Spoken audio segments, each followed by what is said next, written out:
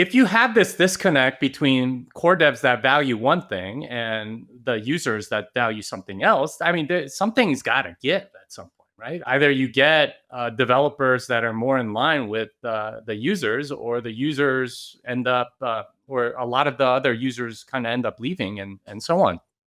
So this is not a trivial concern, and it's a big attack surface, and we've seen it in these communities where a lot of this political stuff enters, and then next thing you know, it gets completely sort of subsumed by that movement, by institutional capture, if you will. And that's not just true in like open source software; it's true in like every like nonprofit organization and so on.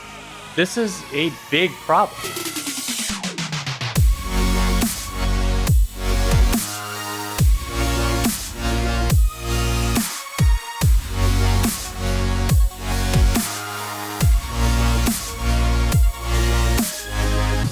What is up, guys? Welcome back to Bitcoin Audible. I'm Guy Swan, the guy who has read more about Bitcoin than anybody else you know. And we have got Jimmy Song on the show. I have not got to catch up or hang out with him in quite some time, and we had a really fun time. This is literally, if you're sick of the op return, pro-filter, anti-filter drama, that is basically what this whole episode is about. He's had some really cool Nostra videos about that. Not only about that, but he's had some really cool like kind of vlog stuff that I liked a lot. So I wanted to get him to kind of share his thoughts on that. And also I particularly like Jimmy's take on it, because even though we've both come down on the kind of like filters are perfectly reasonable and it's a net positive to have them side, I don't think, while we align with the quote unquote pro filters side in a lot of ways, I think he has a very like his take on it, and he disagrees quite a bit, as I do, with some of the things that Luke pushes, or that people who think this is the end of the world, or there's a bunch of things where arguments are just bad on both sides. And I wanted to have Jimmy on because I feel like he's good at cutting through the noise and good at challenging the way both people are seeing it. So, and what's a reasonable opinion that just it's being completely dismissed when it's hard to make an argument that no, that's a perfectly reasonable way to see it. And Jimmy is just that kind of guy. So, I think you guys are going to like this. If you're sick of the drama, maybe don't dig into it. But if you want the drama, or you want a honest take on all of this, I think this is a pretty good episode for that, and I had a freaking fantastic time with this conversation. Real quick, shout out to Ledin for Bitcoin-backed loans and supporting my work. Big fan of that company and the product that they have. As somebody on a Bitcoin standard, it has been invaluable to me to not have to sell my Bitcoin to make investments and do some stuff on this house. Saved me a lot of Bitcoin. Check them out. And I got a link that actually gives you a discount on the interest rate right down in the show notes. Don't forget to check out Get Chroma. They have red light therapy, and it is all about light health and building light for humans and controlling your circadian rhythm and your hormones. This is something that my wife and I started taking seriously about a year ago, and it's made a huge difference. Interesting rabbit hole, and they are based Bitcoiners selling products around this.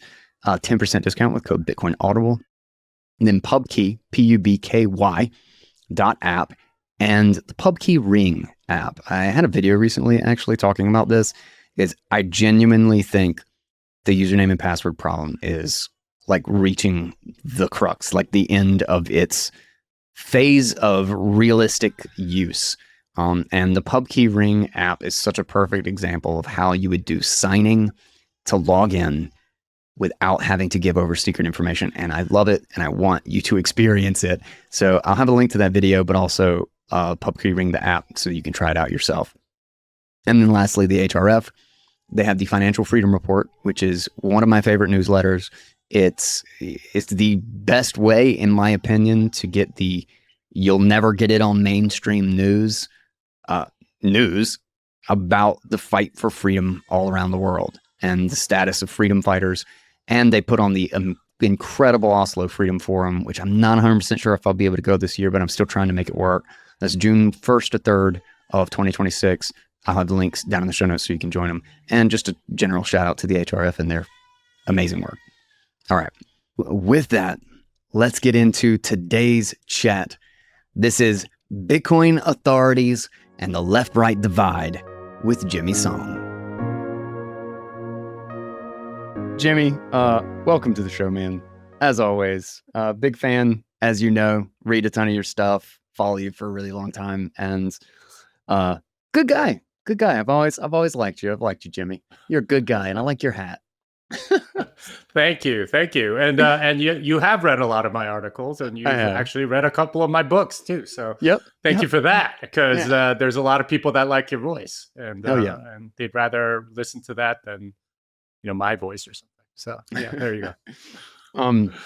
Well, I actually just in this frantic getting kids to sleep, and I've been back to back today, and I actually just got off a show with Rob Hamilton, who is, it's funny, we really didn't we talked about it at the very end for just a little bit about the whole core filter debate thing.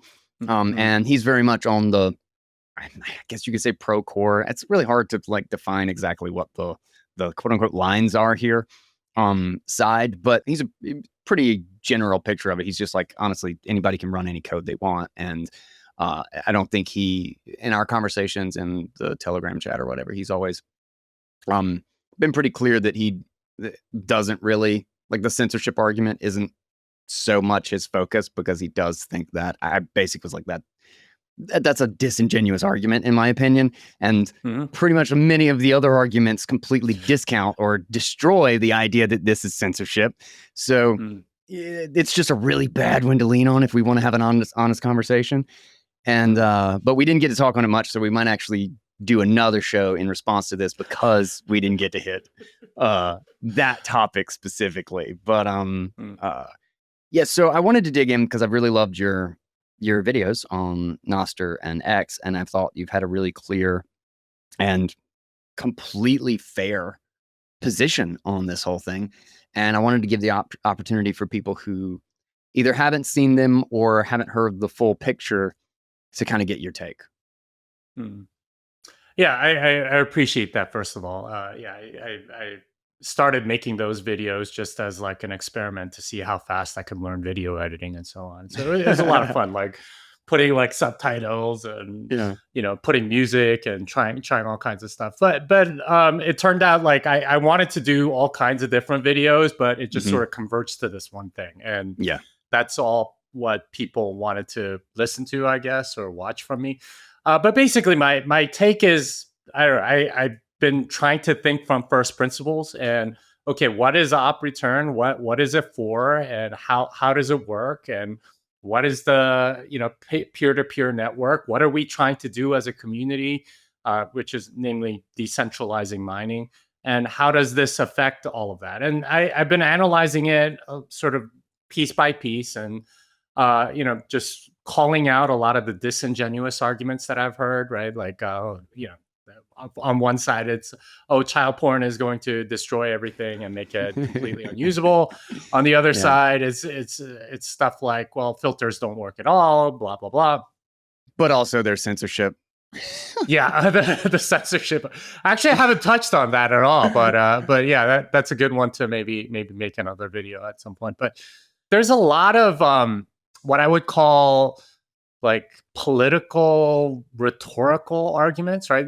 Arguments that sound good, and it just really grates on me as a developer, right? Because we should be sort of past that in Bitcoin when we're talking about these technical things. And the people that are saying, hey, we're the technical experts and you should listen to us, are the ones that are making so many of these very rhetorical, emotional arguments rather than the opposite. And of course, the not side is also making a lot of those rhetorical, emotional arguments as well. But I'm seeing so much of it that I wanted to call a lot of that out. I wanted to express what my positions were, and I don't think I completely agree with either side. And I would hope that most people are in that camp. And if you are thinking from first principles and sort of making up your own mind and verifying and not trusting, that's what you would expect the person to have.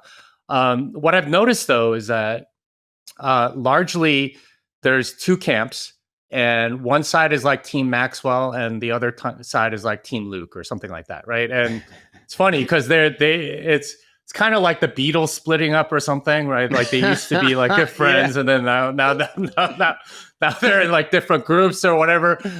And it's honestly like a little sad because I'm seeing a lot of bad arguing, bad logic, bad ways of thinking about stuff, and these are guys who went to war together. You know? I mean, they've been around forever. I mean, and they've been doing a lot of this stuff, and it's not just sad from like a personal level, but it's like where are all the people that are thinking for themselves and like coming up with their own conclusions instead of just, hey, I'm team this, so I have to believe this, or I'm team that, and I have to believe that, or whatever. Mm-hmm. I like one of the reasons I made like why I don't support covenants video was I wanted to just expect, because I thought that was like something that was cutting across both, right? But like I guess more lately, the Knots people are a little less pro covenants or something like that. But I wanted to make that video to make it sort of like an orthogonal issue that doesn't really affect either one, and give my perspective on it. But it's been co-opted a little bit by maybe a lot of the Knots people saying, hey, like this is in line with what we want to do, very conservative implementation or something like that. I have thoughts on all that, but it's just I'm very disappointed at the lack of original arguments. It seems like there's a whole bunch of people that basically are speaking whatever Luke says, and there's a whole bunch of people that are speaking whatever Greg says. And I mean, like this appeal to the smartest person on either side or something like that it's not very compelling to me. I'd rather have like different logic coming from different perspectives and figure that out and have people judge for themselves instead of I'm team this, I'm team that. Yeah, no, I completely agree. And the idea that's one of those things is I like it. It's very much in the nature of just kind of like social media argument that you have so much noise and people coming in with like stupid stuff. And like, I can't make like a very reasonable argument without somebody being like, well, Luke said this. It's like, well, where did Luke come from? Like, why is Luke my position? I couldn't, there's so many things I disagree with Luke on. And the fact that we just like kind of align on some of the topics or maybe reasoning around this particular thing. I just made a comment. Do you have a response to what I just said? Or are you just going to be like, Luke said, do a hard fork, which he didn't, but that's not even relevant. Like we have a conversation, And I'm just like, Jesus, man. A similar thing with Gmax, right? I mean, even Rob at one point, the guy you mentioned earlier, he was like, I wish all these people that are arguing for Knots would go on Reddit and argue with Gmax. Like, why are you arguing like your own position instead of having to appeal to Gmax, right? Like that's like a whole thing where people are afraid to argue with Gmax. Now I get that part, right? Like he's very smart. He's earned his reputation, and he's definitely done a lot in this space and he's been right quite often. So it's very intimidating to disagree with Greg Maxwell. Yes, but have some fucking backbone. Jeez, what the hell? You're gonna like just like cower in the corner and like have him speak for you because he's intimidating? It feels like very antithetical to the cypherpunk spirit of like, fuck you, we know we're gonna go and verify things on our own instead of relying on an authority. Yeah, and there's a lot of appeal to authority, and like that does bug me too, because it's been how often and how much the culture of Bitcoin is built around the fact that people who apparently have no authority have had really good points and could contribute really great things or build meaningful things in the space, because for so long there wasn't an apparent authority. And now that we've kind of like built some up and there is some sort of a reputation and there are core developers and there's Greg Maxwell and Luke who've like survived through a war and, you know, have this history. It's like, oh, we're just back to deferring to a different authority. And I'll say I had a conversation, an off show conversation with Lawrence, a core dev that a lot of respect, and he gave a lot of really good arguments for his position. And he even said that he got into Bitcoin core development. He kind of joined and got roped in personally because of the spam issue. And he was like, oh, well, I just wanted to make sure that like nodes were still going to get easier to run. And like he had a perfectly honest perspective on this. And he still thinks like he's fully on, like he thinks 30 is actually a great client with a lot of improvements that will make that better. And that the filter thing is just kind of like a sideline. So I was eager to hear him out, and he made a lot of great points, but like it's been framed as if this is like podcasters versus developers. And that's not even just like because like I'm a podcaster. It's like, okay, so somebody's like roping me into this bucket. But the idea that because you know something about code, that means that you have a more important opinion about this, especially when we've already, like, one of the core arguments is that the technical reality is actually not the most, like, so many people have admitted that there is clearly like no way to actually fully stop this. But if you look at data, there is a degree of how much it actually shows up based on mempool filters. It's a purely data-driven argument, you know, like, yes, it has made a difference in the concept of like what gets into blocks. But I thought this was great. I recently saw a, oh wait, no, I actually put this in the podcast folder, I think. I'm gonna read something that's real quick. Because this was, I think it's Stacker, if I'm not mistaken. And it mirrors a lot of what Nick Szabo has said. And I thought like it was great that he kind of came out of hiding and has started giving input because anybody who comes in and says like, oh, he's just a podcaster. It's like, man, you shut the fuck up. You know, it's like trying to argue with Greg Maxwell, right? You can't, you have to have a little bit of reverence and humility when having that conversation. I totally just saved this and lost it. There it is. Okay. No, Sats Scholar, excuse me. Says, and I just love this framing, and this was like underappreciated, I think. Bitcoin didn't succeed because of code. It succeeded because of design. Satoshi wasn't a great programmer. His C++ was clunky and criticized, but that never mattered. The genius was in the incentive structures that keep the system in balance. Miners securing for rewards, users verifying for self-interest, developers constrained by social consensus. The game theory is what makes Bitcoin work, not the elegance of the code. What's overlooked is that most changes today are argued by people who can write code, but Bitcoin's real oversight has always come from outside of that circle. Economists, philosophers, and everyday users. Satoshi himself belonged more to this other group. He was a systems thinker who used code as a tool, not as the essence of Bitcoin. At its core, Bitcoin is not software. It's a social contract expressed through rules. The code simply enforces the design.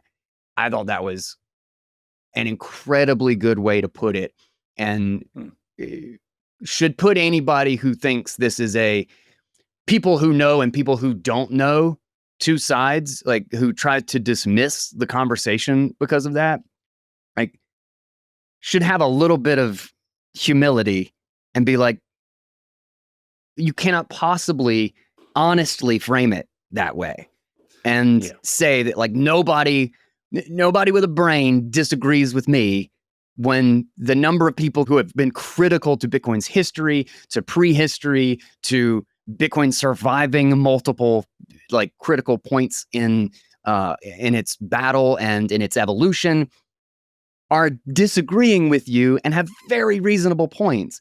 Like it just super unhelpful and dishonest in my opinion. And I'm not even saying that it's like all on one side either. Like there's The number of times I have to explain to idiots on the quote unquote not side who make ridiculous arguments like this is gonna be the end of Bitcoin, which I kind of disagree with Mechanic over this on the show recently. But yeah, there's a lot of hyperbolic nonsense all over the place in this conversation. And that really bothers me because it's a tactic that's coming from the fiat world, right? From politics, where you dismiss someone because of their lack of credentials or something like that. And I hate that, just like as somebody that wants to see the right argument win. I don't care what the credentials you have are. And why is an influencer or podcaster less valid just because it comes from them, right? Yeah. This is like a tactic that that really honestly happens a lot more on the left. It happens on the right too, but that really kind of like grinds my gears, right? Because in many ways it's trying to dismiss the person and not the argument. And it's a tactic that's not just unhealthy, but it's setting you up for a very conformist sort of way of thinking, because it's like, okay, well, these people agree on this, therefore this is the correct way to think. And that's very prevalent in politics today. And I don't agree with that, right? And this idea that, all the core devs believe this, like very early on, we saw Robin Linus, right? The Citria CTO, very clearly say, hey guys, like this is really controversial. Like, let's not do this. We have other ways of dealing with this than expanding op return. Why don't we just like roll it back? And then Lalu commented on that, saying like, okay, yeah, why are you guys shooting yourselves in the foot? Like, this is something that like no one really wants, but you're kind of pushing this. I don't really get what you're doing. And those are two of the most technical people that you can find, right? Like to come up with something like BitVM, to manage BTCD, to run Lightning and labs and all that. These are very technical people. And to say, okay, you know what? It's just these influencers that are, making a big noise. Plus Luke's technical, but he's crazy. So, we can't. And he's a bonkers or taking crazy person. Which is like, it's not attacking the argument. It's attacking the person. And I really do not think there's a place for that in Bitcoin, right? Like where you're not attacking the actual argument for what it is. Like if you want to figure out what the right thing to do is, you examine the merits of the actual case. And on it, very frankly speaking, it just doesn't pass the smell test. Right? To most people. It's just like, okay, so there's this one group that might do 5 UTXOs a year, and you want to convert that to op return, and you could do that by increasing it to 160 bytes, but instead you want to unlimit it to 100,000. What? Like, it doesn't pass the smell test whatsoever. And it's making a lot of people say, okay, wait, what other agenda must there be for them to push this hard with such weak arguments? Because like even Adam, right, who's very core at this point, he's like, yeah, 160 makes way more sense. But this is the thing that everyone is just sort of very skeptical about, is why are you doing this when no one's really asking for it, right? The only explanation I've heard is so that we don't have to increase it more when some other person wants to use it to, get it out of the UTXO set or something like that. It's like, is there any evidence that anyone's going to do that? Like Citria says they only need 160 bytes. So they're eliminated. Who else is doing this? Where's your evidence? Where's your technical justification for going up to 100,000? The only justification I've seen is purely political and administrative. I don't want the burden of having to increase it each time and having to get into a fight each time. So I want to win forever. And that's like a very political way of thinking, right? It has no justification. It's a very from a context of power decision making. And a lot of people have actually claimed that this is exactly why they do have to push it. Like it's just been defensive, is that like, well, this is our solution and we're the technical community and we're just not going to back down because a whole bunch of people got mad about it. And, the crowd made a stink about it. It's like, well, yeah, but people choose to run your software. Like, you can't be butthurt then when a whole bunch of people download a different client. Like, you do kind of have quote unquote customers who depend on you and want to be able to trust you. And if you just say, go fuck yourselves when they have a concern, like, I mean, don't be surprised that people go use something that you think they shouldn't use. Well, why should they think that your concern is something they should trust when you don't even care what they think? And you explicitly say that, Yeah. And it's like the worst because they're like, well, if you don't agree with this, then go run another client. And then people start downloading that, but don't run lots, right? It's like so insincere. It's like, okay, you just want to trap people into running your software and you're going to scare everybody into running whatever you want them to run, regardless of whatever it is that you're doing. And if you disagree too bad, it's like totally a power move that, like happens a lot in politics. That sort of thing is like sort of like a daily occurrence. It's like, it doesn't belong in Bitcoin. It's a decentralized system. If you're not listening to your users, then why are you surprised that they're kind of rebelling? And then they go on to other arguments like, oh, running that is useless and you're not helping anything. And at a certain point, it's like, oh, running your own node doesn't matter. And if you are running it, then you should only use blocks only mode. It's like, well, okay. I mean, I'm going to do what I think is right. And you fudding it is actually making me think that you're actually like scared of losing some power. And I think they honestly have to a large degree because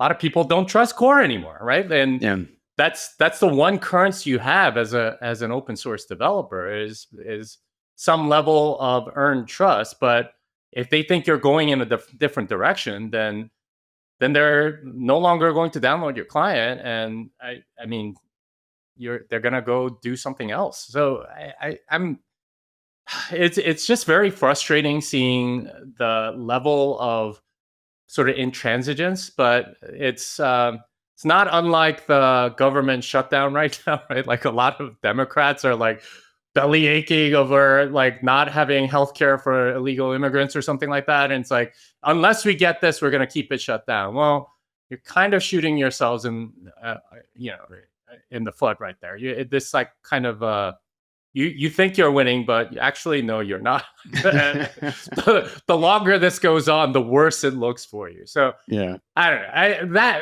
All that said, it's this is something that Adam Back said over and over. It's like people are arguing this passionately because they really care, and that's a healthy sign. I think that's a good thing. But that said, it's I do not appreciate all these like power moves and like tactics that are used that are done in the name of technical competence, but are really just political moves that are, I think, to some degree, like economically illiterate and so on. Yeah. And there's something actually that something that Lawrence talked about too, and I didn't really like in our conversation. I wanted to just kind of give him his let me lay out how I think about it because we had a very short time period to actually go through it. And we could have easily just gone back and forth on one little thing for 40 minutes.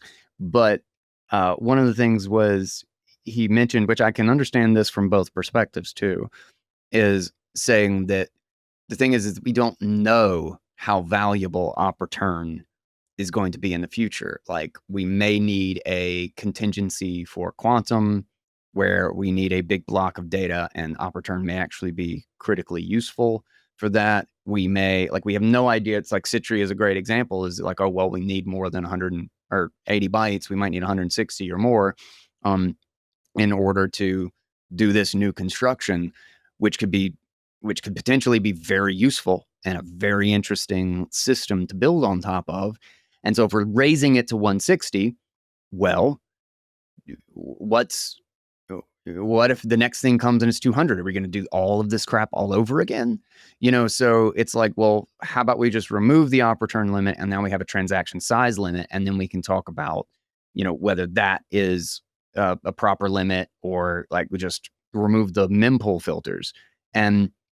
But there was an element of a piece of that where he said, we don't know what it's going to be used for.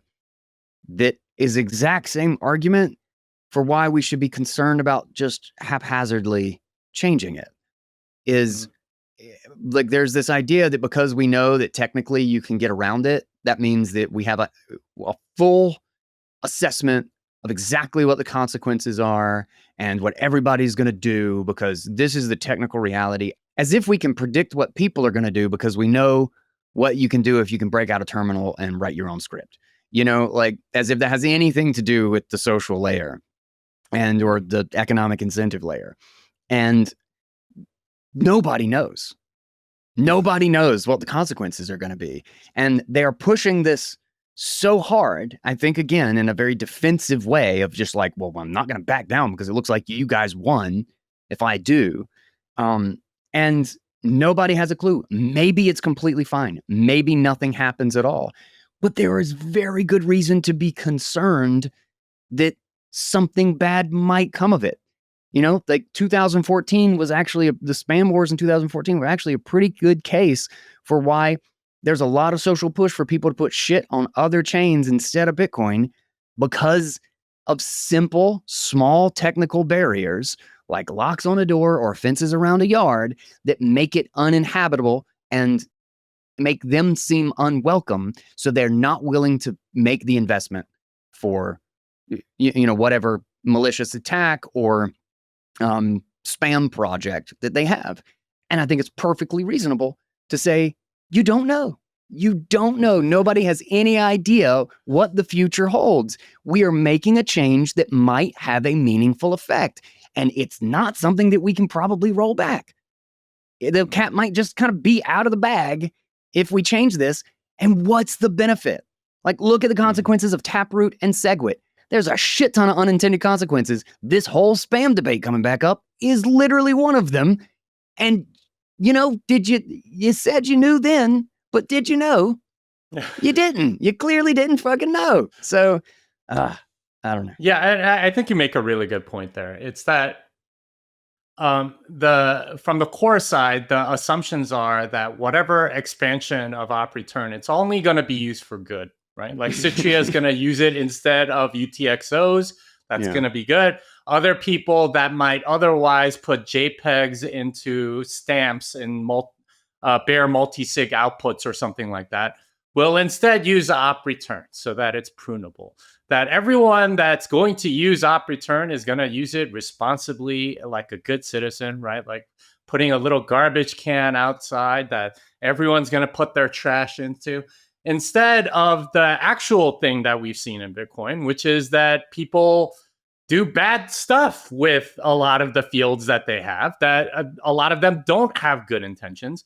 And those are the exact things that we're worried about. That, okay, what if they just start spamming, right? What if this was just something that they're going to now use as an easy way to have a standard transaction that can go in and don't have to worry too much about, or that has very fast rails because it's standard on the P2P network and so on.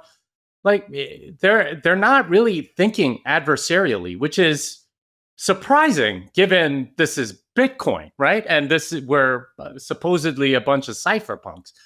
Like, they're not thinking adversarially at all. Instead, it's everyone's going to do it reminds me of like freaking socialism or something, right? Oh, like don't worry about the incentives. Everyone's going to do the right thing, right? If we pass a law that says you have to, kill 20 mosquitoes before you go to sleep, we'll be rid of mosquitoes in no time, right? Like, yeah. And it's kind of like that, and not thinking about second, third order effects of what's going to happen. It's very, very collectivist, leftist, very like the argumentation that I've noticed coming from that side has largely been like appealing to sort of leftist sensibilities, and this is one of them. Is oh, everyone's going to use it properly, and no one's going to use the garbage can for, I don't know, putting in something gross. They're just going to be using it properly, and everyone's going. We're all going to be singing "Kumbaya" or whatever. It's just unrealistic. Yeah.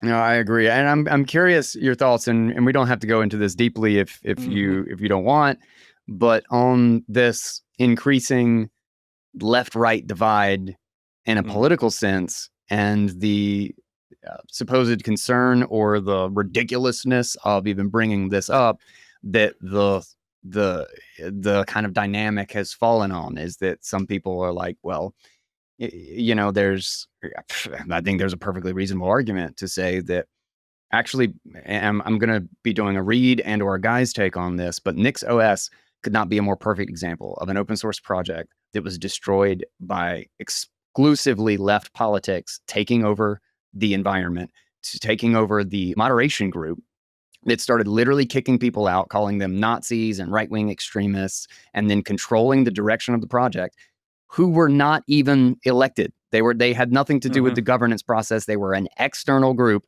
that set themselves up and essentially took power. And the project has gone in a crazy direction. And it has been a huge, like the degree of which there is a radical left that just believes that they can just infiltrate anything and kick people out who have the wrong political opinions, not technical opinions. And the degree to which this has happened in the last 5 to 6 years, I think you're being a complete gaslighting sack of shit if you say that that's zero concern. Like, I just look at the world today. You have to literally stick your head 10 feet down into sand and dig so crazy blinders to think that shouldn't at least be open for discussion, that could be a concern. Yes, there are perfectly reasonable people on the left. I know many of them. But that does not mean that there is not completely negate a huge and extremely problematic trend. And so I think it's completely fair to bring it up. And the people who say it's like, oh, now we're woke and this is a ridiculous, that's some gaslighting shit right there, in my opinion, is like, no, open your damn eyes. Were you alive in 2020 or were you born in 2022? So I don't know. I'm curious your thoughts on it and how much you want to stake a claim on this one. No, you're absolutely correct. It's not just NixOS. There's like Golang and the Rust community and all this stuff. There are so many of them have been honestly captured by leftist sentiments. And I mean, we know, for example, that a lot of Bitcoiners are, for example, lean libertarian, right? Like more towards freedom and self-sovereignty and so on. So if you have this disconnect between core devs that value one thing and the users that value something else, I mean, something's got to give at some point, right? Either you get developers that are more in line with the users, or the users end up, or a lot of the other users kind of end up leaving, and so on. So this is not a trivial concern, and it's a big attack surface, and we've seen it in these communities where, a lot of this political stuff enters, and then next thing you know, it gets completely sort of subsumed by that movement, by institutional capture, if you will. And that's not just true in like open source software; it's true in like every like nonprofit organization and so on. This is a big problem, and to suggest that somehow, developers are all above it, and that we're none of us would ever, think about doing anything that is in our political interest and like sacrifice something technical. And it's like, we look at this pull request and we're like, okay, are you sure? Because this does not pass the smell test from a technical perspective. And that's been the objection the entire time. And it looks kind of very economically retarded, right? Like it's okay, there's clearly transactions that are paying 3 times more right now to get op returns that are larger than 80 bytes, that are waiting 5 or 6 times longer to get confirmed. And they're like, yeah, so they still get in. I'm like, well, the fact that they're paying more, right? Fees and waiting longer, costing in It's the whole money and point. time.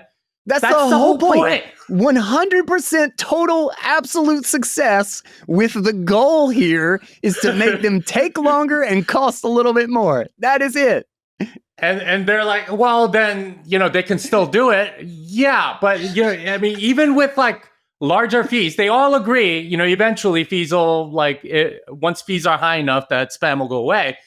It's like, okay, well, if we can increase it for them now, then that would prevent more of it, right? And they just do not like subscribe to that argument at all. And I wrote like a couple of tweets and Noster posts about this, like analyzing exactly how much more it costs and going through all the greater than 80 byte op returns and what percentage of the network it was. And I came to the conclusion it's like 99.9% effective, and it costs three and a half times more.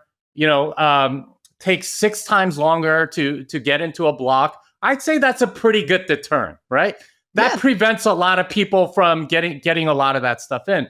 Instead, it's gaslighting about, well, no, filters don't work, right? Like they can still get it in. Yeah, they can get it in, but how many other people didn't put it in because it costs too much? Yeah. It's just like a basic economic fact that they seem to be completely denying, saying, well, it's not perfect, so therefore it doesn't work. And it's such a disingenuous argument.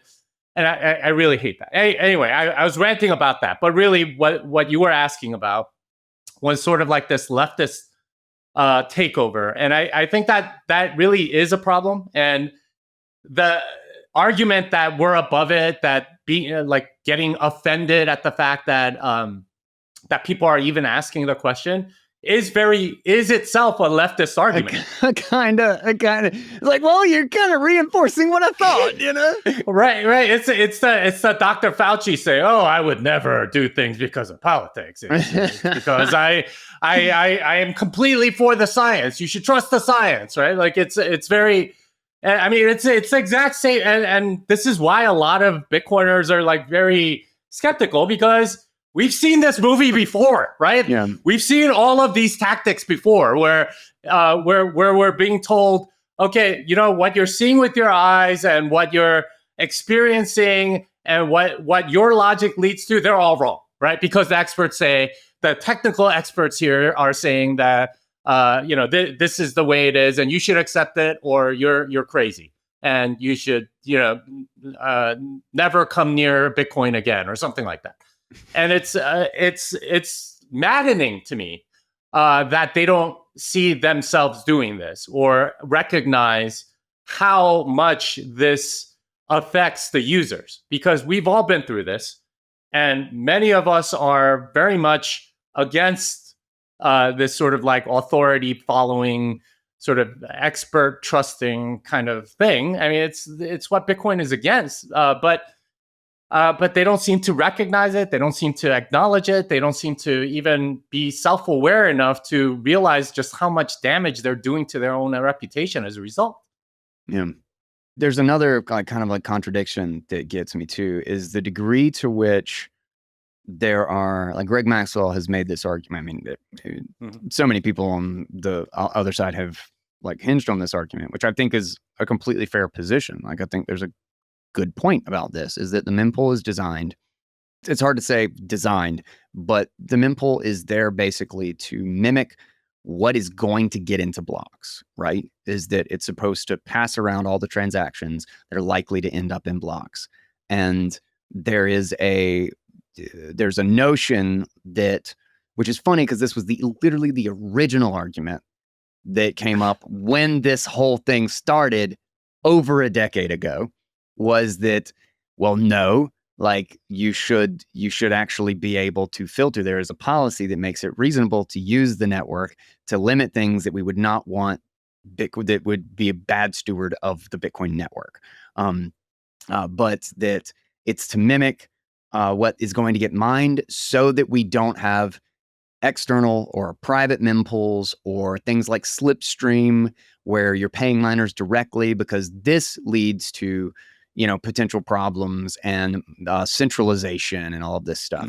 And it's like, and there's so much of this like minor centralization. This is a huge problem. And as if this whole filter debate, like letting go of this, is somehow going to have a huge effect on minor centralization. And there seems to be very little evidence that seems in any real picture that this is actually going to move the needle to any great degree, like at all. And if you mention Stratum V2 or Datum, it's crickets. It's like, that could not be like 2 orders of magnitude more important for mining decentralization than what the fuck is happening in the mempool. And like, we're literally talking about whether or not the mining pool is dictating what goes into everybody's blocks who are hashing versus those people doing it for themselves. And there's like 2 people diligently who actually care and are working on Stratum V2. And it's been like a 8-year project, and it feels like almost nobody is actually using it. And at least Ocean is using Datum, and they have concretely, like provably, looking at actual addresses in the Coinbase, done more to actually decentralize mining than anybody else. And they're supposedly the filter censorship guys, And I just, God, I don't know. That one just drives me crazy. Is it like, okay, you care about mining decentralization? What did you add about Stratum in V30? If that's your concern, shouldn't that make a top priority? I don't know. Yeah. It just seems crazy to me to suggest that's the reason, because what we know right now is that F2 pool and Mara pool are the ones that are mining greater than 80 byte transactions. They have 16% of the network. So if you allow those into your mempool, they're going to be right 1/6 of the time, or they're going to be accurate 1/6 of the time. 5/6 of the time, it's going to be inaccurate. So why are you saying that? That's actually like, it doesn't argue what you think, right? But if you make it standard, now everyone mines it, in which case you've sort of made it a self-fulfilling prophecy by saying, okay, well, now all these other miners will mine. That we'll see if they actually do end up mining some of these.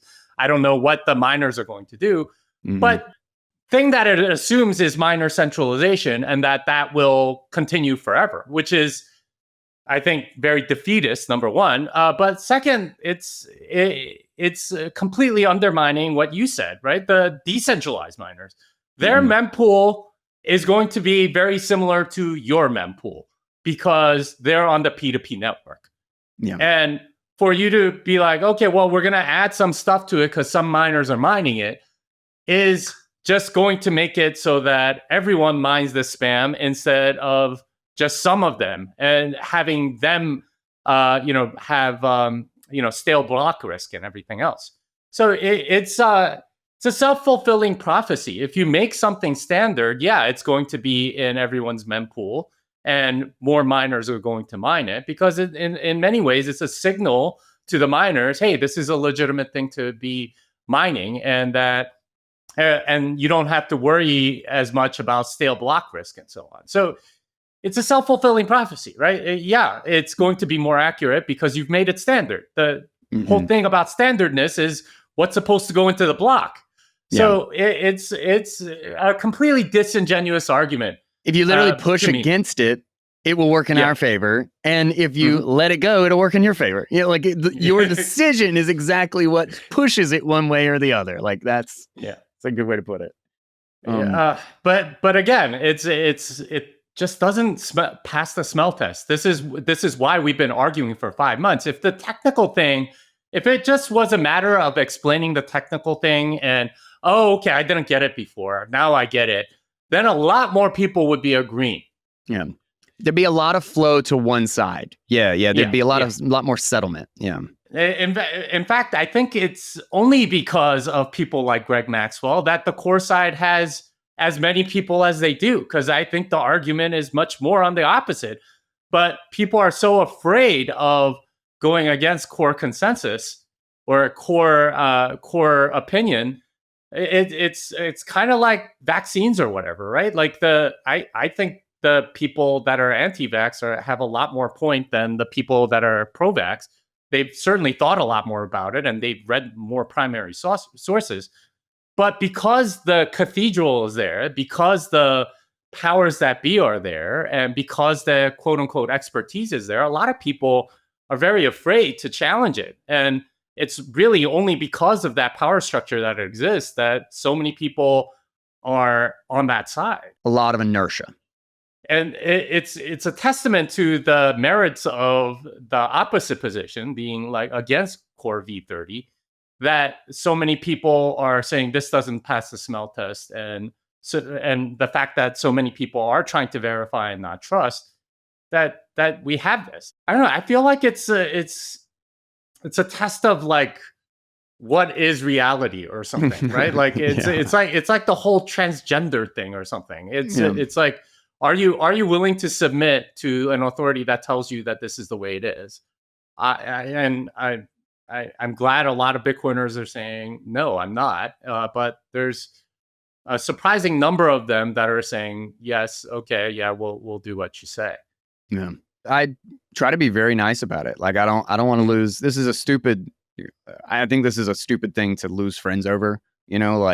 Or like to break associations. Like I'm not going to be like, I'm never going to talk to Shinobi again because he's a shithead, and he's anti-filter or whatever. No, I mean, yeah, but yes. I get that, but I mean, you can cut people off for being assholes. I think that's totally fair. Sure, but I also, there's a lot of assholes that I value for their contrarian takes. And I like digging into it for that reason. But just personally, I try in my life to do this without burning too many bridges, because I think keeping those bridges open is how you actually get through to people. But when somebody tells me it can't be this way, or I'm not going to do it this way, man, it really makes me want to do it that way. Like I am like super naturally disagreeable in that sense, but I try to do it diplomatically. But oh shit, like even before I was like, okay, maybe yeah, I should run knots, or I should change my config in like a 28 or something version. When the hard like don't run knots started coming, I'm like, man, I'm gonna fucking run knots. like it just like, oh, it gets me when I don't like being told that I can't do something, especially when it seems perfectly reasonable. That's another one, right? Yeah, that's another one. It's like, don't run knots. Why? Because there's one developer. Okay, why? What's going to happen? I can always like switch back if something goes wrong. And and you get into this like sort of like very strong FUD to get you to behave a certain way, right? And that's what propaganda is. Ultimately, it's a method to get you to behave the way that the propagandists want. And I do not appreciate that. I don't want to be manipulated into doing something that I haven't figured out on my own. And that's a very leftist motivating thing that I feel like I'm being subject to with a lot of what's coming out of the core side is, hey, you have to do things this way, and if you do something else, you're being stupid, you're endangering your coin somehow, you're doing something that's completely useless or whatever. It's like that. I'm kind of like you in that regard. Once people start trying to manipulate me into a particular direction, I'm going to dig my heels in. And I'm going to be like, no, you're not, like over my dead body. Like it's I have sovereignty over myself, and if you're trying to get me to do something against my own will, not going to happen. Sorry. Yeah. And I think a lot of other Bitcoiners are like that. Yeah, without a doubt. And I'm curious your take on kind of ossification. I've been thinking about this for a long time because the social layer is a really interesting dynamic to Bitcoin because of that interplay between so many various forces and incentives in a human environment, which is always messy. And the loss of Core's reputation, I think I think this is a very meaningful hit. I mean, for sure, this has had more difference in I think legitimate client switching, on top of the fact that there may be a way to point that like some few percentage or whatever is somebody running them in AWS or something, or hosting them somewhere. And that's the reason I think somebody, I don't know anybody who would give a shit on the not side to pay to have like a bunch of fake nodes spun up. And obviously anybody can do that. Like somebody on the opposite side could easily just spin up 200 of them and be like, look, knots are doing this. And I wouldn't put it past anybody on either side. I think there's plenty of people acting like retards on both sides of the conversation. So, but regardless, I think it's pretty clear that there is genuine loss of trust in what has been the reference client for a really long time. And it makes me think that, to have a soft fork, you have to have some coherent center, some consensus on what is valuable, who is trustworthy, and what code to run. And it makes me think of like, have we kind of reached a point of almost premature ossification that like if Core ever wanted to have another soft fork, they really just shot themselves in the foot. They didn't shoot themselves in the foot. They shot themselves in the balls on ever getting that out, because now their uphill battle just got twice as steep and twice as long, because they spent all of their years, decade or more of reputational capital wasted on this issue of all issues, and on a removal of the op return limit. Like, you want to do a consensus cleanup and op code restoration and covenants and CSFS. You want to do all this cool shit, and you literally probably blew it on op return of all things. And it looks like a really difficult process to try to get any sort of a soft fork. Like, it looks a lot more dismal than it has in the past. Yeah, and I agree. The only part I would disagree with is the premature part. I think that's great. Yeah. I think ossification is amazing. Like the video I made about Taproot, like asking whether or not it was a good soft fork, I think like has some merit to it, because the use case that the vast majority of people that are using Bitcoin for is savings, right? Like store value. And why did we do Taproot again? Like this is the thing that we should be asking about these soft forks, is like a good postmortem of, okay, did it work? Did it do what we wanted? And if you look at 90% of the UTXOs that are using pay to Taproot, they're spam. They're BRC20s. They're inscriptions. They're stupid things.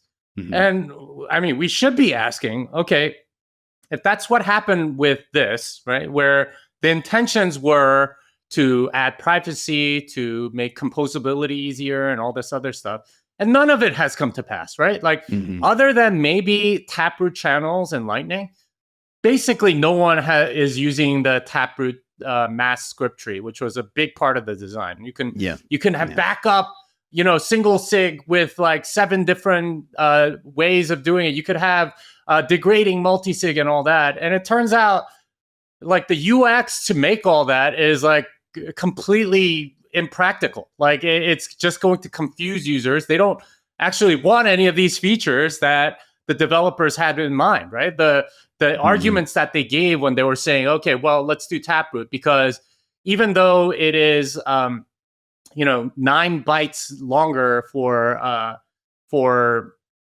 the UTXO, we get all of these benefits because people can back it up or whatever.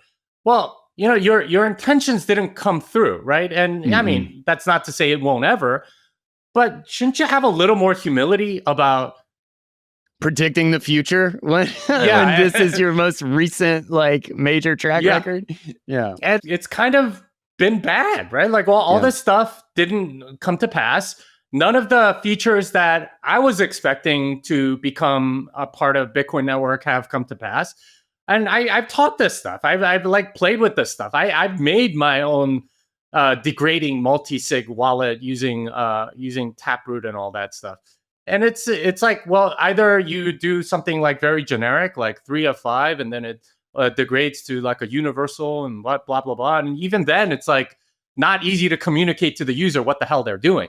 Yeah. Like, we should be a lot more careful about that. And I don't think we have enough foresight or knowledge to be able to execute a soft fork without significant unknown consequences. And I don't think it's worth the risk, because we have everything that we kind of need on the first layer, right? Like we have complete absolute scarcity. We have limits so that spam can't grow unbounded. We have the ability to run things reasonably efficiently. I really don't think additional things are necessarily going to like benefit users. And this is what I said about like covenants as a potential soft fork. What are the users getting out of it? They come up with all of the like developers like stuff like that because they have more primitives to use, Feels new and they're like and cool and and okay, well, and I read this tweet by Ben Carmen a while ago. He was like saying, you know what sucks about Bitcoin is that there's nothing to do. And like, and he's kind of right? Like, you're doing bug fixes and just making sure like things run smoothly, and like maybe making things a little more efficient or whatever. Yeah, but it's like it's kind of boring for people like him that want to like go and make like new virtual machines and cool rocket ships or whatever. And I kind of feel for them, and but that we're like a $2.5 trillion network right now.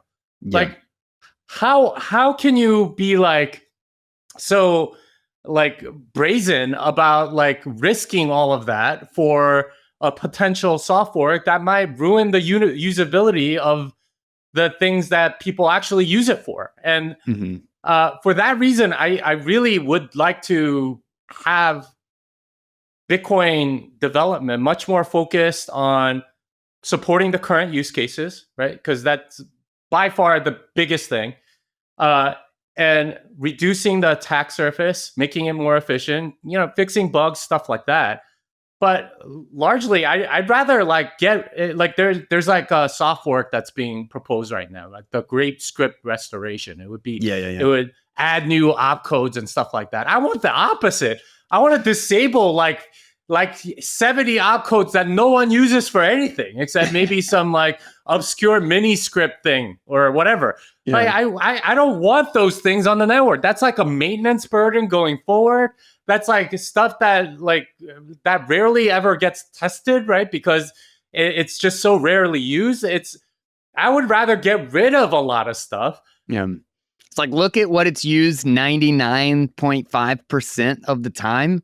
It's like, okay, what's in that 0.5% and can we get rid of it? Yeah.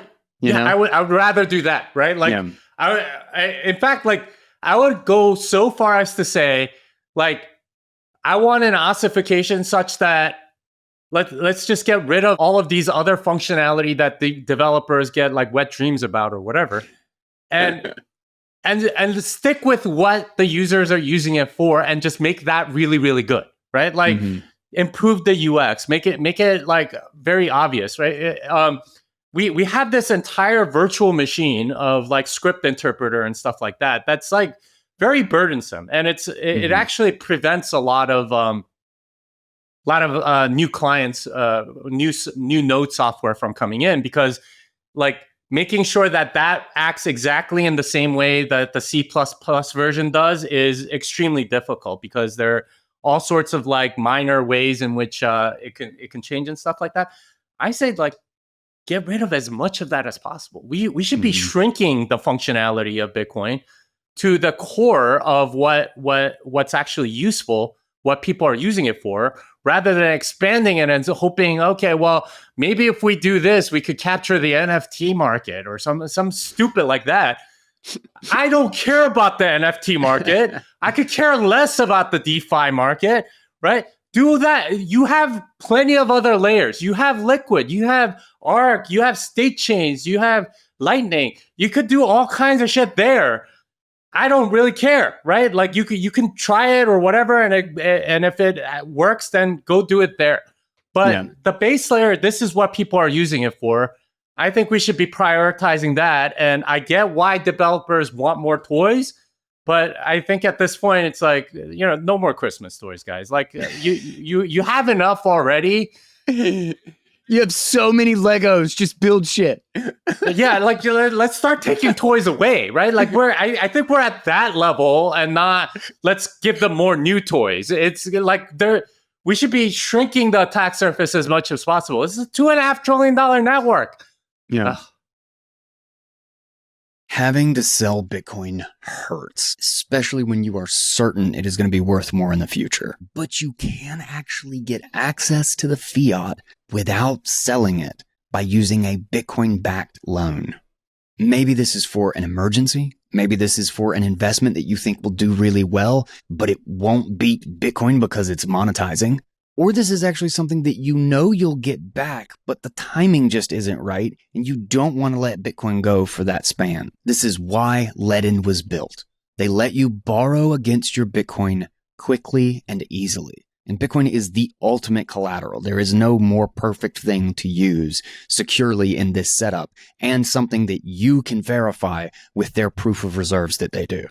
There are no monthly payments if you don't want. You pay it off at your pace. There's no penalties for early payment. There's no finder's fee. It is quick and simple to get your funds. I think their turnaround right now is like 12 hours. And I don't know why every Bitcoin company doesn't do this. Everybody who's at least holding Bitcoin for other people. But they do a proof of reserves so that you can confirm that your balance is there. And something that made me really happy recently is they just cut their Ethereum loans. They cut their yield product. They cut their non-custodied loans at lower rates. And so they now offer one simple hyper-focused thing: custodied, secure, easy, Bitcoin-backed loans. Use someone with a good track record who's done over $10 billion in loans, available in over 100 countries. They do proof of reserves, and they've made it through the toughest times in the market without having a single problem. There's no credit check. There's no hassle. It's simple. This is why Ledin.io exists. Get the value of your Bitcoin without having to sell it. Remember to read up on how the collateral works. They're really good at reaching out and making sure that everything stays balanced. Remember that Bitcoin is volatile, so do not overextend.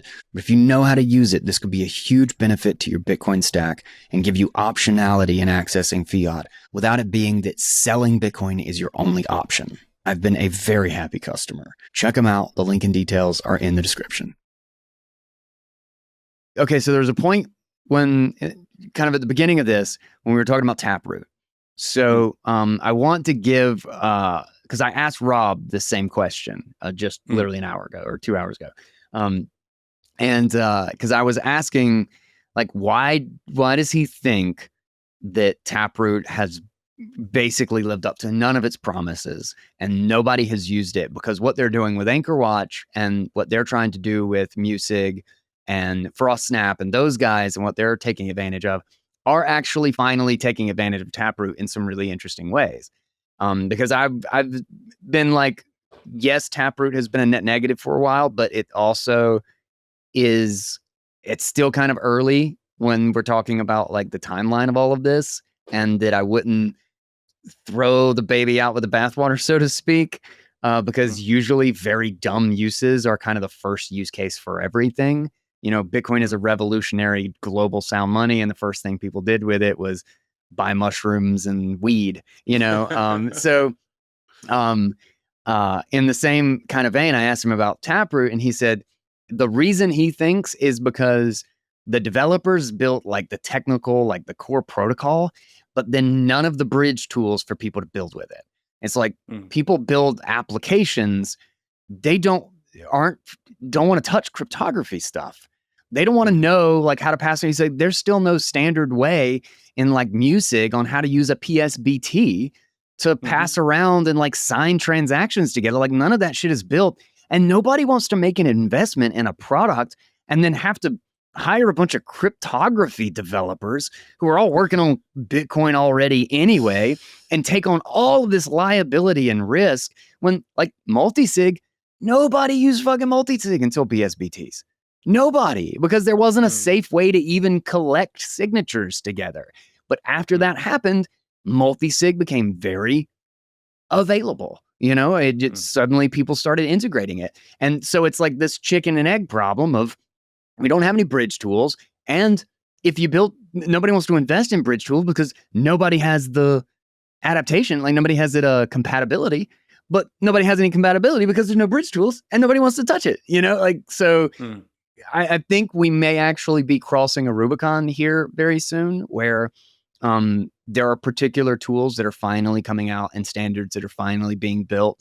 It's just a really slow and grueling process. And Taproot actually gets out of the it's only used for spam window. But we will see, fingers crossed on that one, that Taproot becomes like a tool, the tool that it was always promised as. I mean, I don't think we should hesitate to take the L here. Honestly, like, I mean, if we take the L, we take the L. Like, I'm not like personally invested in this.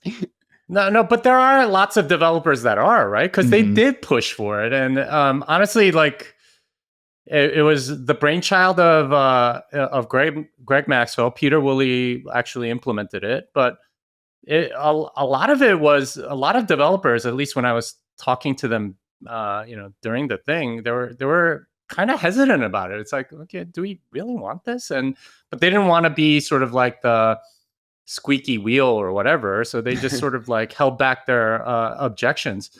And like, the more I think about it, why it would have been a lot better if they actually did object. Yeah, be the 10th man.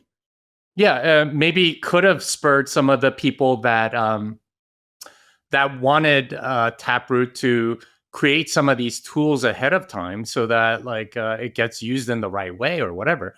But that's it. Like, I'm skeptical even of that there will be good use cases. I mean, it's possible Arc becomes like this huge thing or whatever, and there maybe BitVM becomes a huge thing, and those two are particularly enabled by Taproot.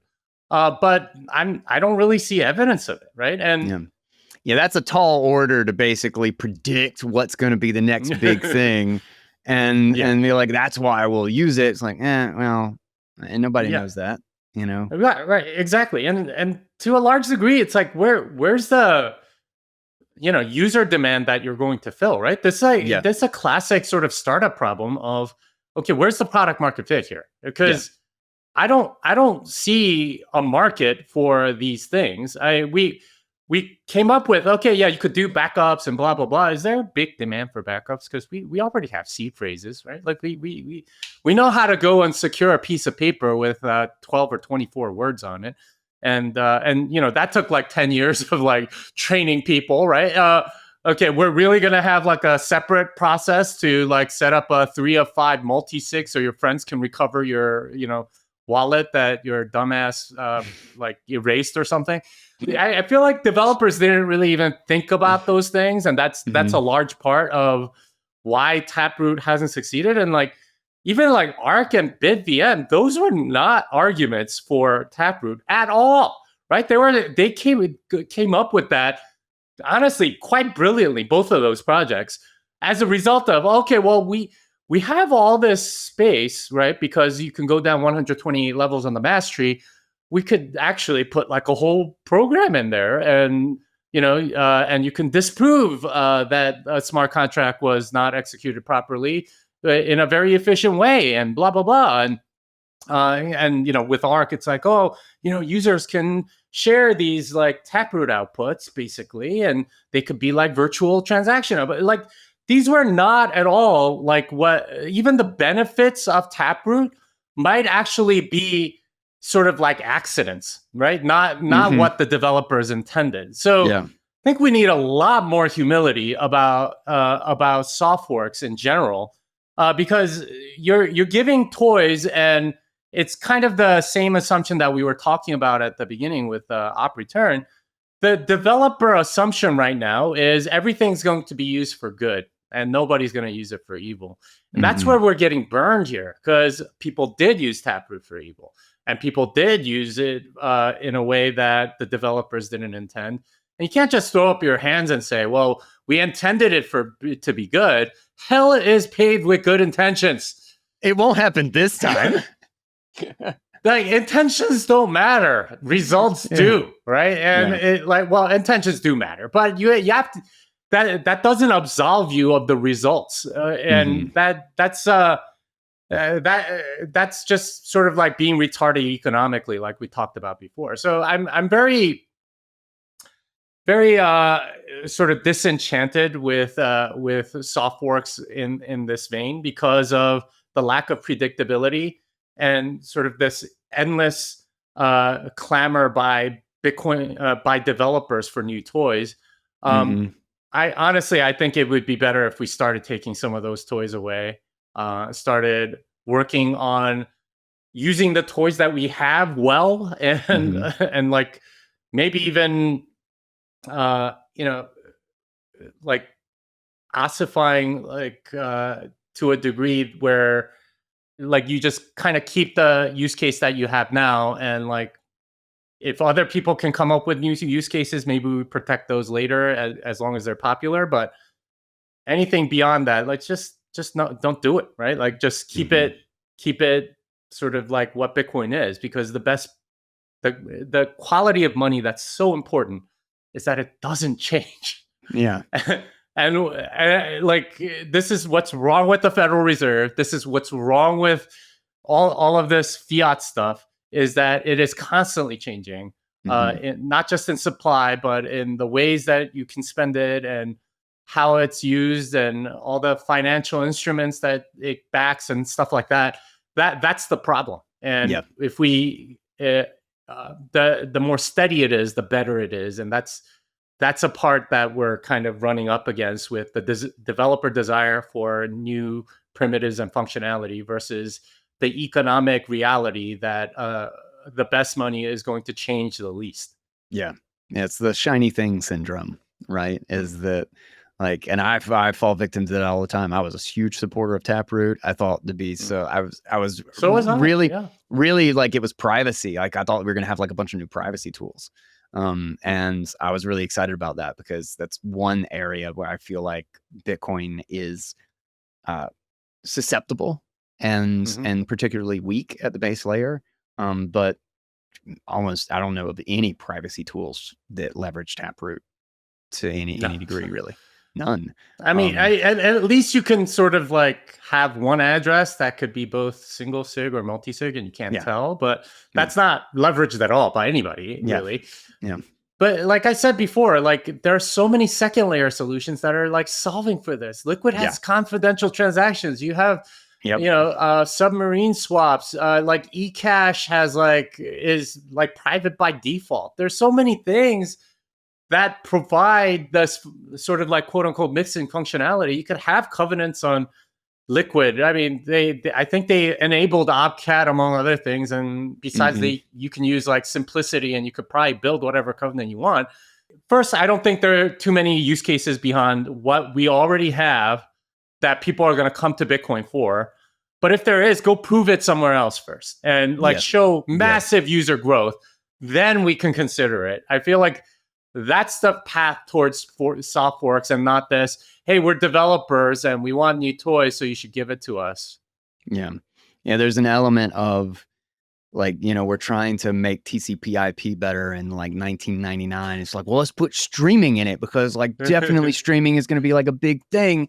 But it's like, how do you even know when streaming is anybody's going to care about it? Because like you still got 10 years. You might feel like it's about to happen, but you definitely have a decade and some change. And then in addition, why do you think that we definitely need an upgrade to make streaming work? You got 10 years ahead of you that you have no idea what people are going to build. And this is something that Steve brings up on the roundtable a lot. And I really respect his opinion on this. Is he just says like, we just have no idea. We have so many tools at our disposal with Bitcoin. We have no idea what we can actually build right now. And we have not taken any of the time necessary to like BitVM. It's still a relatively new thing. And it was a completely unintended, nobody even considered that was even in the possibility of like how you could build stuff or how you could construct things. And it came completely out of left field. We still don't know. Like in 30 years, you give 30 years, there's absolutely zero way. There will probably be like 5 huge things that nobody saw coming that somebody develops and becomes a thing, in some context. We just have a lot of tools and we haven't figured out how to use them We're still just taking the hammer and running around banging things and thinking that like, oh, well, I need a completely different tool to pull nails out. And it's like, well, turn the hammer around, Yeah. So, well, so I mean, I get this sort of like analogy about tools. And the reason why I want to take a lot of those tools away is that it is what we've been talking about, which is they can be used for good, and the developer evil. assumption is that it's always good, but Mhm. there's a lot of evil too, and we want to prevent that too. Like every time somebody's like, oh, well, we can do DeFi with this and we can like you said, capture the NFT market, as if that's something we want to do. Like you're going to lose a lot of people with that one. Yeah. But there is this weird thing of like, we need to capture other markets. And we're kind of missing the point if that's the framing of the whole conversation. Money doesn't need to capture any other markets. Like there is no market that even comes in the realm of importance or size or scope as money. Like money is the market and everything else has a sub market. You don't need to capture sub markets so that the market is better. Like it just like that one like drives me crazy. It's like Bitcoin doesn't need to do anything other than be perfectly sound, globally trusted money.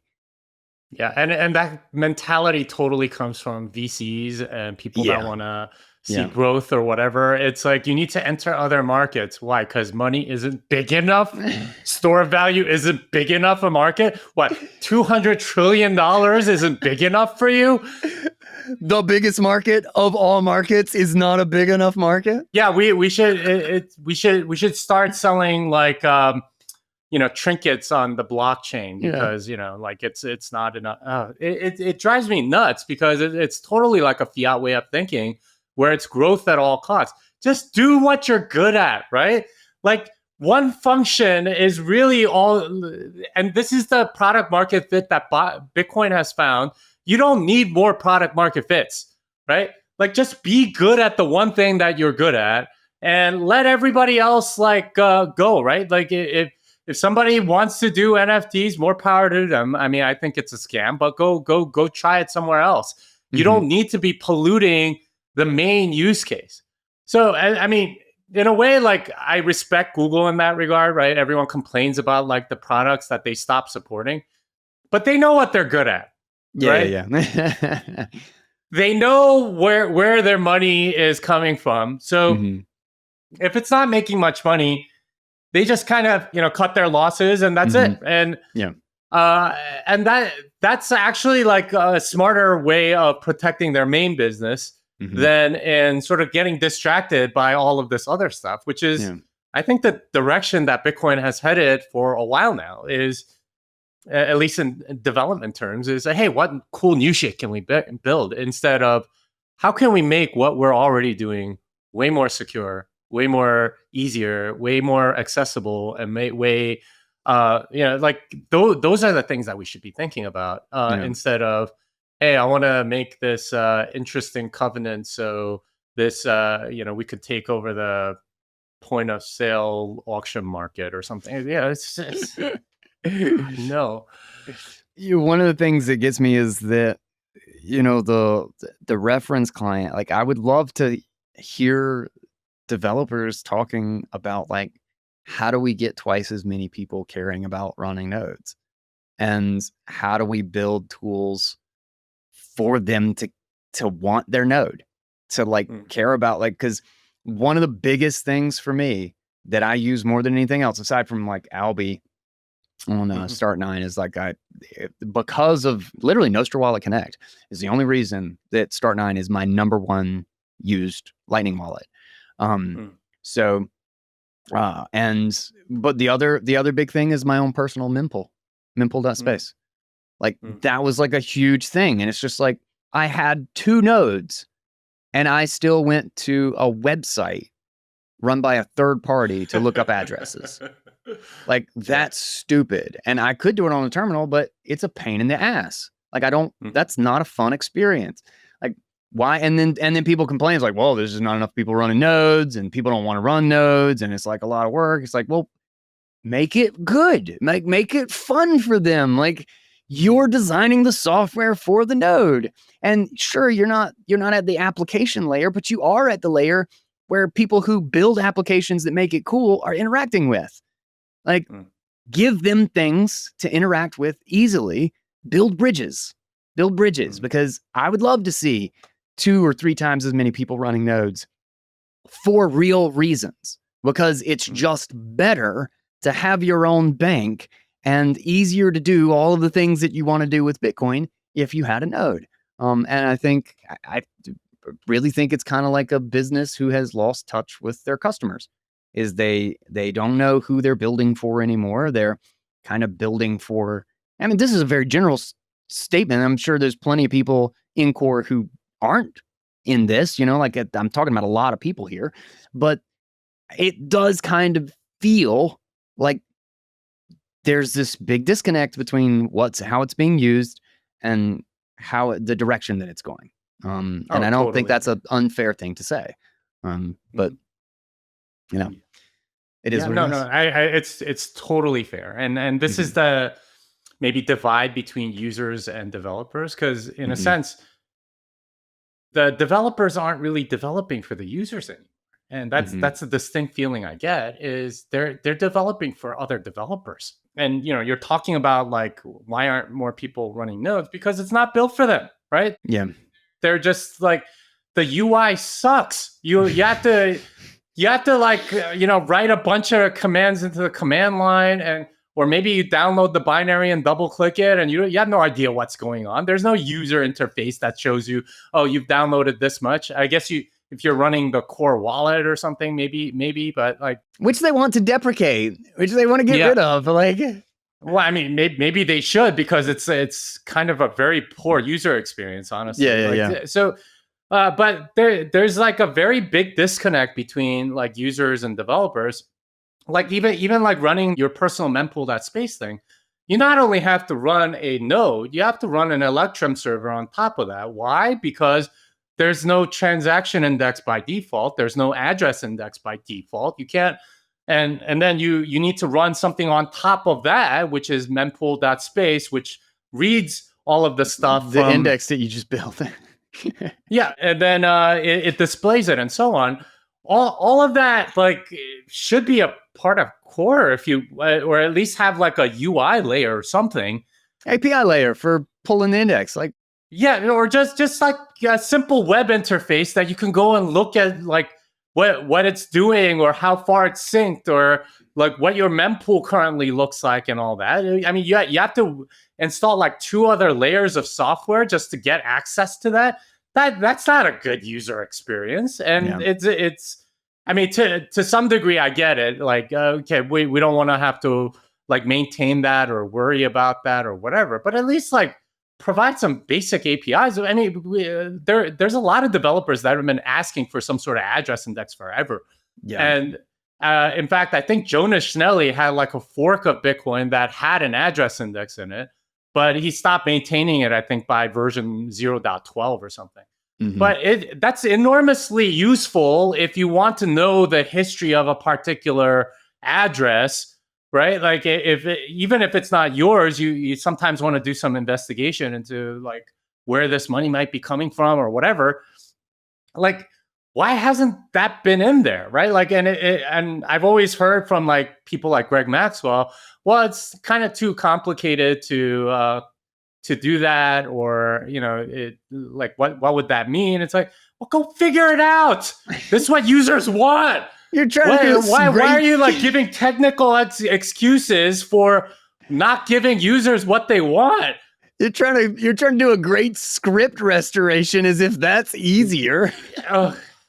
Yeah, that, and then there's another one that that a lot of people have been asking for, some sort of like UTXO commitment, so you can like sync much faster, right? Yeah. Just download the last block, look at the UTXO set commitment, go download that, and then check it against the commitment. Now you have the UTXO, you're up and running without having to do the entire initial block download. And you could do that, but no, these are things that would make node running a lot better. And those are not like, those are deep in the weeds, right? Like the actual things that users would use, like having a web interface or something like those aren't even under consideration, and it's just complete tone deafness to what users actually want, and instead it's you have to conform to what we think you need. And that's been the attitude of core developers for a long time. Maybe this is sort of like the inflection point where it starts going the other way, where if you have competing node implementations, that they start going to the needs of the user instead of the needs of the developer or whatever's convenient for the developer. Yeah. Did you see that Samsung was talking about they're going to do a client? Do you know anything about that? I had heard about that in conversation or whatever, and I haven't dug into it at all or seen anything. I wouldn't be surprised if there is one. Yeah, and it's especially with this the knots FUD, where it's kind of like if you don't like it, go run something else, and then people run knots, but not knots. Well, then you're kind of asking for a third implementation, aren't you? Right? Like it's okay. At that point, it's I mean, maybe even a fourth or a fifth implementation. I honestly think that would be great for the ecosystem, for the reasons of ossification, like I said before, but also because I think you find more bugs and fix more of them if you have more groups looking at it and so on. So I wouldn't be surprised if that happens. I'm actually kind of hoping that it does. Yeah. It'll be interesting to watch that kind of unfold in the history of this, because there are there are many different dynamics to this that aren't perfectly mirrored in, an analogous system. But it kind of makes me think about like browser dominance or whatever. Is that like for 10 years, it's like all Mosaic or Firefox or whatever, and then suddenly boom, there's this huge shift to Chrome, and it'll be interesting to look back in like 10 or 15 years as to how this all played out, and what the node market actually develops into. And you might be right, we might be kind of like crossing a Rubicon into nodes become seen as a different product or a different piece in the stack, and it's no longer just you run the node from the Bitcoin developers, and now it's actually like, choose which software gives you the Bitcoin environment that you want. So it'll be really interesting. It'll be really interesting. Yeah. I hope so. I would like to see more user orientation, user alignment from these clients, and I think competition is what makes it better. And honestly, Core just hasn't had that much competition. I mean, you've always had like Lib Bitcoin and like BTCD and Bcoin and all these other ones, and even Knots to some degree. But the dominance has meant that it has sort of like monopoly like market dynamics where you don't innovate all that much, right? Like you don't have. Like one of the reasons I actually started using BTCD at one point, this was like back in 2016 or something, and started contributing to it at least then, was because it had an address index built in. It's like, okay, I don't have to go do that. It's there by default. It's like, well, that wasn't that hard. Why can't you do it? So I think it's stuff like that that we want to see, where the users of the software actually kind of motivate the developers more so than their own sort of dreams of utopian networks or something. What it ought to be, as opposed to what it is to the people who use it. I'm curious, is there anything like we've hit a lot of like the main things, but is there anything that you have, and we may have already covered this, but that you feel has been missed?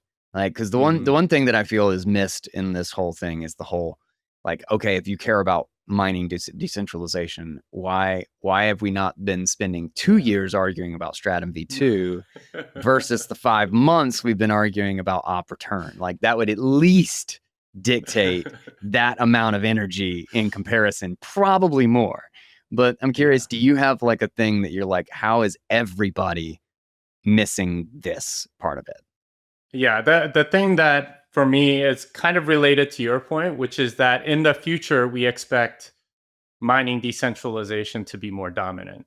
Because all of the assumptions on both sides, right? Like, oh, we're going to get, child porn or whatever. It depends on there being sort of minor centralization, right? Yeah. The entire idea of your mempool reflecting what the miners mine depends on minor centralization. That's what I described as like where the puck is versus where it's going. Because the puck is right now centralized, right? Yeah.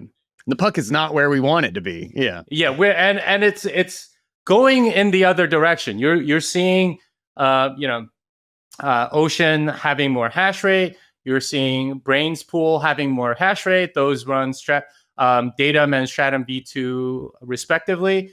And that's not a big part of the network yet. It's maybe 3, 4, 5%. I think CK Pool lets you do solo mining. So I think you can make your own templates. I'm not entirely sure. I think that's another percent or something. So it's like 5% of the network. And yeah, 95%. It's more than we've had. Yeah. And for that 5% of the network, all of this stuff matters, right? And the arguments that they've been giving is, well, it doesn't matter because the miners are going to mine it anyway through Slipstream or whatever. First of all, Slipstream is really only Mara. But even if you have Libre relay to all of these, centralized miners or whatever, that's not all of it. And 1 out of 20 times, at least currently, your mempool is not going to reflect whatever it is that they have. It's going to reflect something else. And as that percentage grows, the less and less accurate your mempool is going to be, according to this logic from the core side that, hey, you want the most accurate mempool whatsoever. Well, no. Well, it's going to be accurate 95% of the time, and 5% of the time it's not.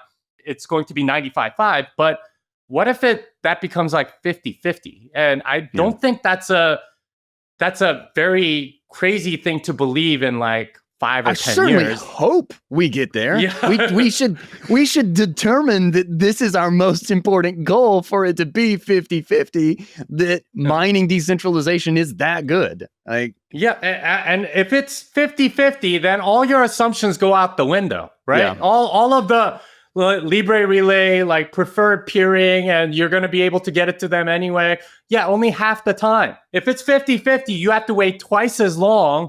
And whatever filters are on the network, you have to pay probably a little bit more to get into those 50% of blocks instead of having 100% of the blocks that you have access to. So all of that matters economically. And it's just kind of completely missed by both sides, honestly, about, right now it's being stopped because of centralized miners or something like that, because they have a big liability. Well, if we have decentralized mining, then it's going to be a problem regardless, right? Like I don't really understand what your point is there. So but that part really bothers me, that no one's really thinking about 5-10 years down the line.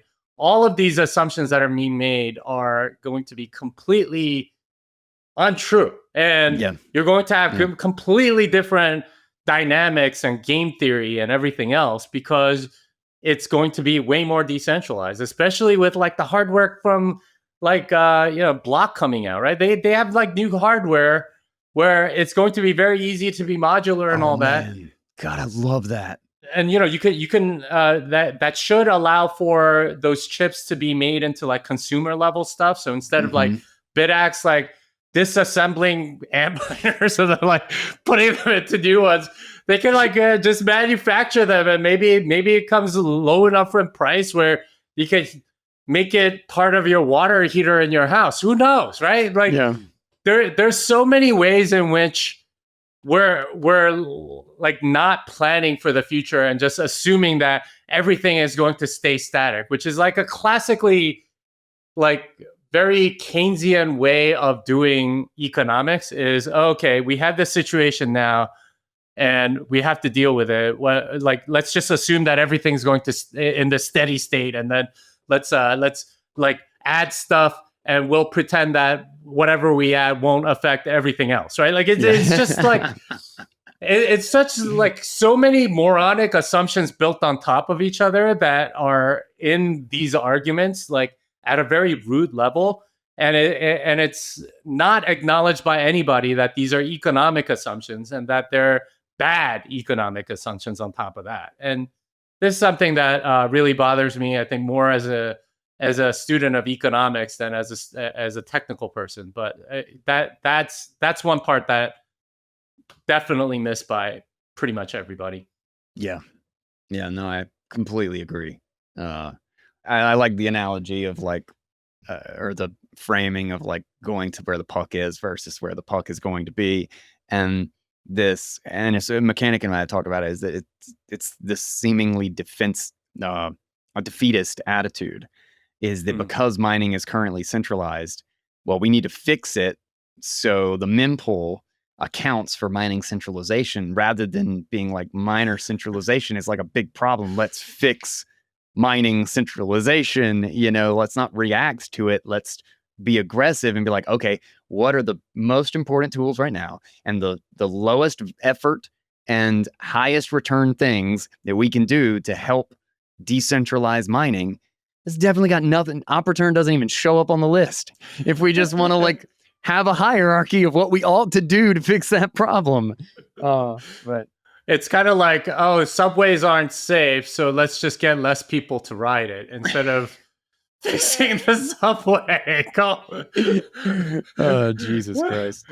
But I mean, this sort of like the weirdness of bureaucracy, right? Like, and sort of like the fiat incentives that we have is that certain things are ossified in a bureaucratic manner, and there are certain things that you can't do once a bureaucracy sort of like rises up around it. So you can't fix the main problem. And maybe some of that has happened to Core because of its almost monopolistic position and the Bitcoin node economy. So yeah.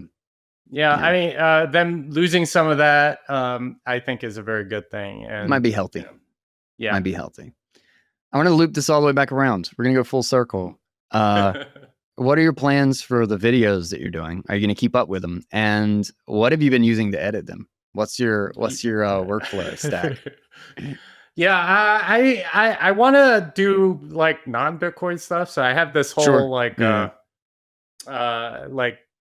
script that I've written for like Justin Trudeau's paternity that I would like to get out at some point. Hell yeah! Puts all the pieces together. Oh yeah. I wrote an article years ago, and I've had some new information since that I want to put back into like a 3 or 4 minute video. You can see it and be like, "Oh yeah, that guy's it's the totally whole picture." Castro's son. Yeah. Love it. But that I don't like. It requires a little more getting different assets and stuff like that, like images and stuff, and I want it to be good. So so that's something that that's the direction I want to go in. Maybe not daily vlog, but maybe like a weekly vlog or something like that. What I've been using to edit it is CapCut. CapCut desktop. Okay, yeah. CapCut's good. It's a handy tool, man. It's really good.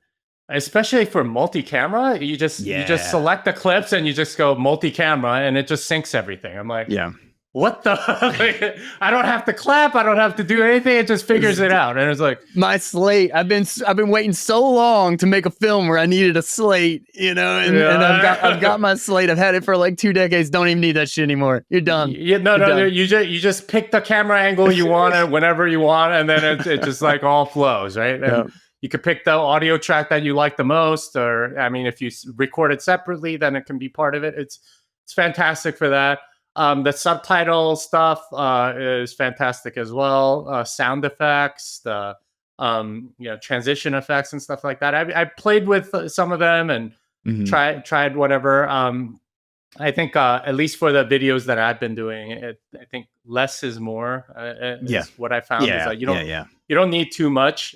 People are really there for the content anyway, which is something that I've learned is that like the videographer in me wants to get like fancier cameras and lenses and all that, and then like the person that's more into hearing and podcasts wants like really good mics and stuff. But like honestly, content is the most important, Yeah, then the yeah, audio, yeah. and then finally maybe video. Yeah, And yeah. it's honestly like most people like think it's the opposite. It's actually the content is the most important, and Yeah. what you choose to put out there and working on that. And that's changed my workflow significantly. So at the beginning, if you watched like the evolution of my vlogs, it starts with me just like editing the hell out of it, right? Like I'll record myself like 5 minutes of ranting or something like that, and Mhm. like chop it down to 2 minutes. Like it looks so choppy and crazy.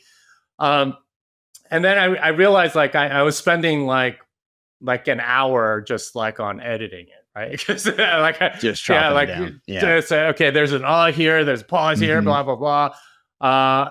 And then I started like becoming more intentional with the content instead of just like off the cuff ranting for Mhm. 5 minutes and hoping for 2 minutes of content in there. It's okay.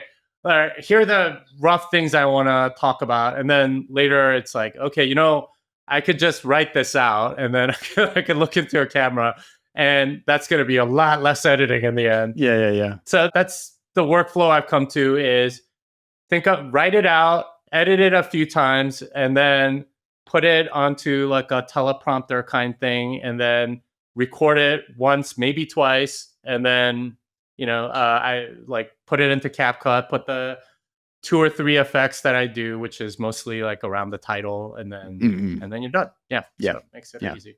No, your evolution is very similar to mine. What do you use? So I've actually been using Descript, which is Okay. similar to CapCut, and Hmm. then for more involved videos, I use DaVinci because like I'm very native, like nonlinear editor. I've been I learned on Final Cut and did Adobe Premiere for a long time and After Effects. So, but DaVinci has slowly gotten a lot of those like really nice tools that the AI tools that like CapCut has had. Yeah. Of just being like, these are your camera angles, and just like Hmm. basically propose an edit of the whole thing. And it's just like, Jesus, the time saved on this is incredible. And I used to, I still, I will do a lot of editing, but it's usually less on the content and more on just like I'll flub, or I realize that like I really don't need this sentence, and this is already 6 minutes. Let's cut it down to 5 and get these couple of Yeah. things.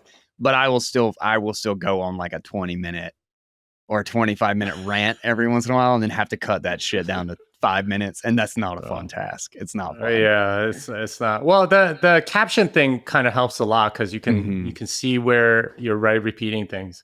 Text editing has been a game changer. Being able to Yeah, see the text and then huge, just being able yeah. to like highlight this in like, this is what I said. Let me just delete this chunk. Yeah. And then it squishes it. That is the thing. That is the thing that Yeah. has made more of a difference in editing. It's more like editing text and less like editing video, which I Exactly. really appreciate. Yeah. Exactly. Yeah. Yeah. Well, But yeah.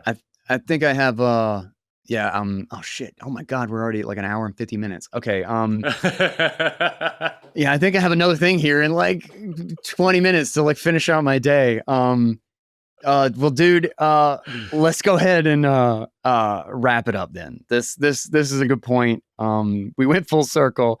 Is there anything else that you wanted to share, or plug your shit, all that good stuff? But any other final thoughts you want to leave with people on advice and thinking about the drama or life?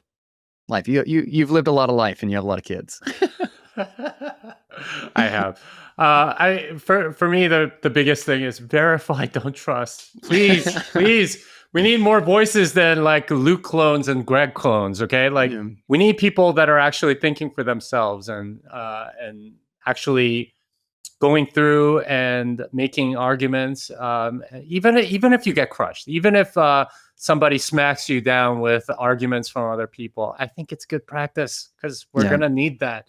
Right? Like this is what it means to be self-sovereign. It is not blindly following some other person, but actually thinking for yourself. So I think that's certainly true of this current controversy, but also true in life as well, because it's way too easy to go with the flow, or team, or join team red, or join team blue. I like to think that as a libertarian, that I'm like not taking either side and trying to figure out what the actual true thing is. Although, big L libertarians tend to be like sort of groupthink as well. But the whole point being, I want you as a sovereign individual to actually use the brain that you have. Even if it's limited, right? Whatever, like just in the knowledge that you think you ought to have, because it's good for you, and it's good for the network, and it's good for the community to have more voices, to have people that are actually thinking about things in a rational, reasonable way. And that for me is what stops tyranny in the end, is more people that are actually thinking for themselves and saying, you know what, this doesn't pass the smell test. But that doesn't necessarily mean, okay, you join the AstroTurf opposition over there, but it's actually like thinking for yourself and making objections that you've come up with. So be an original thinker. That would be basically my plea. My stuff, I'm on X, I'm on Noster, I'm on a lot of different platforms. You can find them all, I think, on x.com, Jimmy Song. My newsletter is jimmysong.substack.com. I don't just put technical stuff, even though the newsletter is called Bitcoin Tech Talk. I have like a bunch of articles that I find interesting, and they range from, what's going on economically to like gender relations and all kind it's whatever, quantum mechanics, whatever. Yeah. I will post whatever I find interesting. So if you want to read about stuff that that's on my mind, that's the newsletter to get to. I think that's about it for my stuff. I don't know. Maybe there's always more. I guess I could promo my book or whatever. But yeah, you guys can find all that. Hell yeah, dude.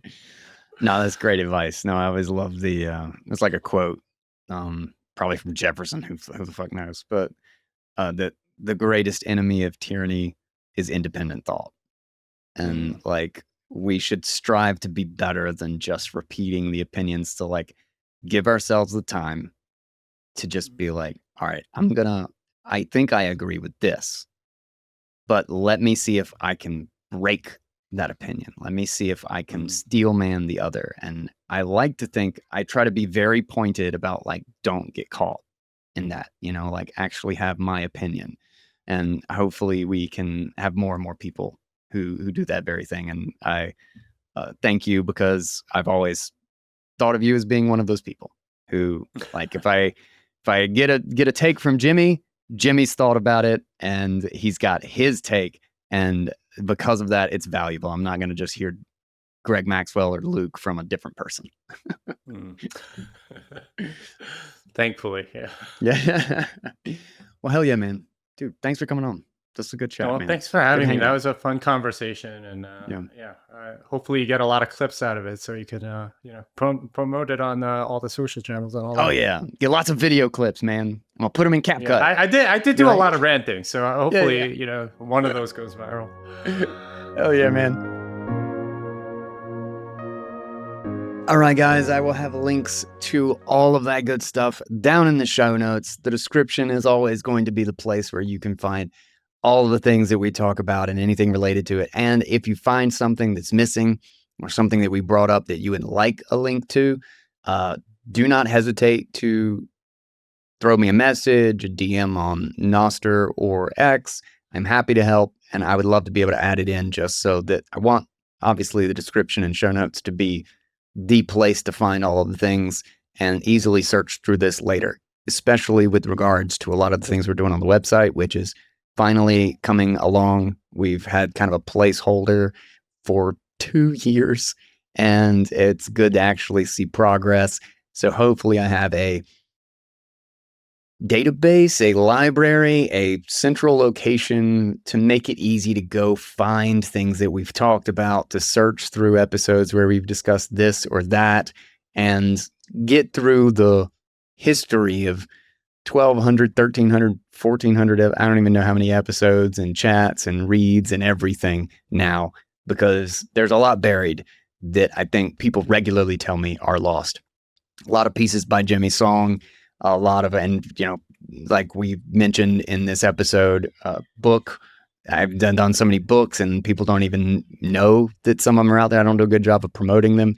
So I will have, again, links to all that good stuff, and hopefully bitcoinaudible.com will be a really good and really useful reference for finding and digging through all of the cool ass things we've talked about. So thank you guys for your help on that.